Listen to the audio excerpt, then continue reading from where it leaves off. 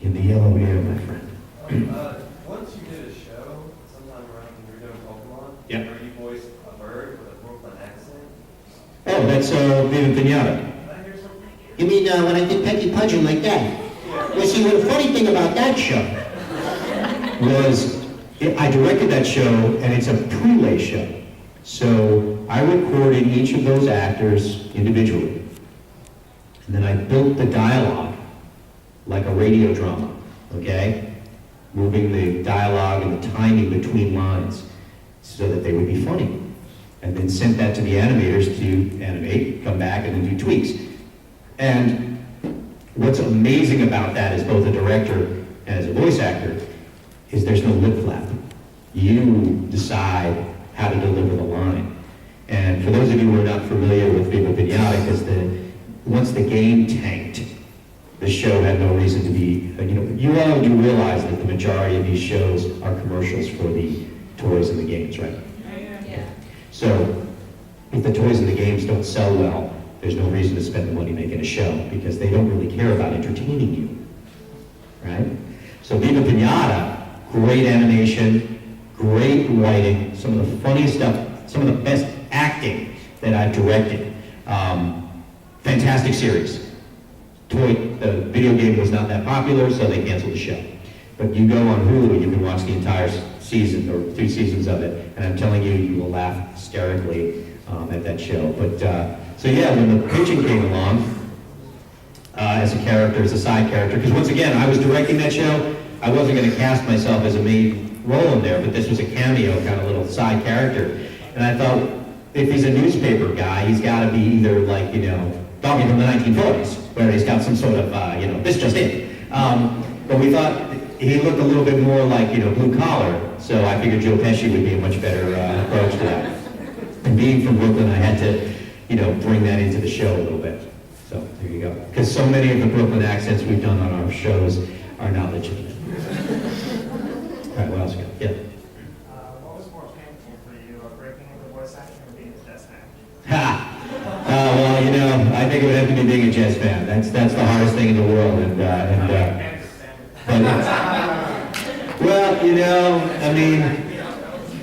all I know is when you win after you have so many bad years, it's so great. But I think it's a true test of how you can shake things off and move on. You're a Lions fan. Yeah, same thing. We won Super Bowl 3. Okay? No, voice acting is a tough business, but nothing is as tough as being a jazz fan. So there you go. What was the process like when they recorded the voices for the game Pokemon Puzzle League? Do you know anything about that? The video game stuff is all a blur to me. Okay. I remember being booked for things where I have to do a lot of grunts and yells and strange noises, 10 in a row. Some of the best sessions were things like, being hit, not quite hurt, still winning, coming in second. And this was the dialogue. Ugh. And you go, ugh, ugh, ugh. And then the client would go, no.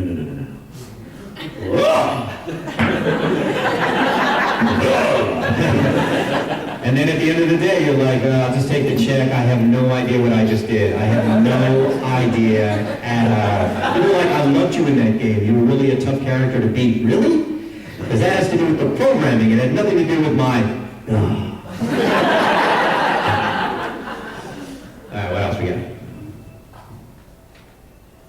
How much fun is it to go from the limitations of doing the dub work of shows or doing prelay work or commercials, anything like that, because each one of those functions have a different feel to them? How much fun is it to go between those different takes?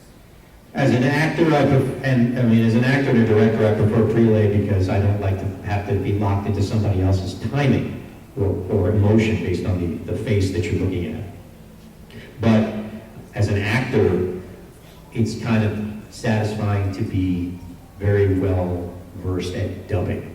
I think that if anyone is semi-musical and has at least some rhythm in their blood, you pick up on pace and flap very quickly. As a singer, I can look at the way a mouth is moving and the phrasing, and look at the line, and know how to take those breaks and nail that pretty quickly. Because it's like, if you hear a song, you hear a chorus, are you able to sing along the second time it comes around?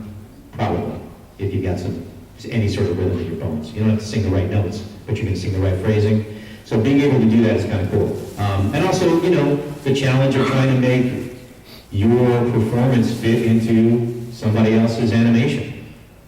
It's not always easy, as you see. With the anime, everything's usually open-close. So that makes it a little easier. But I've dubbed French cartoons, like Funky Cops, one of the funniest shows I've ever worked on, which is all O's and A's because the French words end in vowels. So trying to make that work.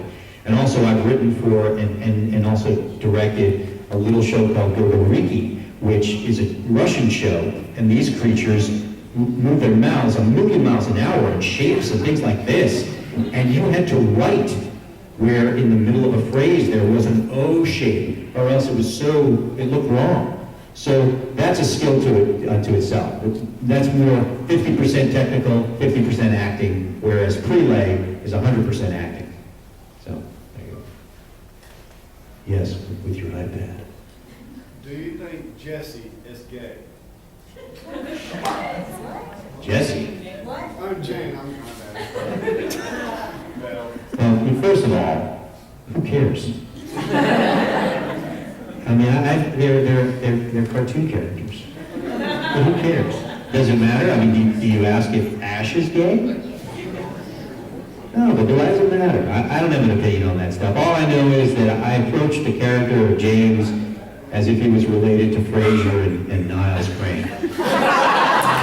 And if you've ever met anybody who went to a boarding school and they had that affectation, I think that that's where you'd find James.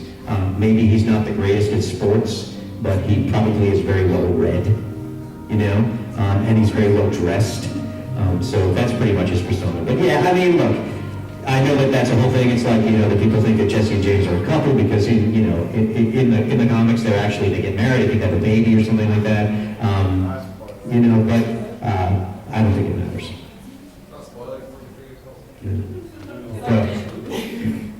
You'd like two girls, one from the main episode and one from Pokemon Chronicles. See? It's just that some of the women that chase him around are kind of scary. Like Jessica, wasn't Jessica one of the women?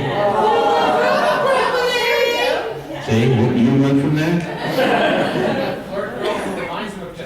Hey, look, all I know is that I don't know how much Misty needs to hit on Ash. I mean, that boy's what, like 35 now?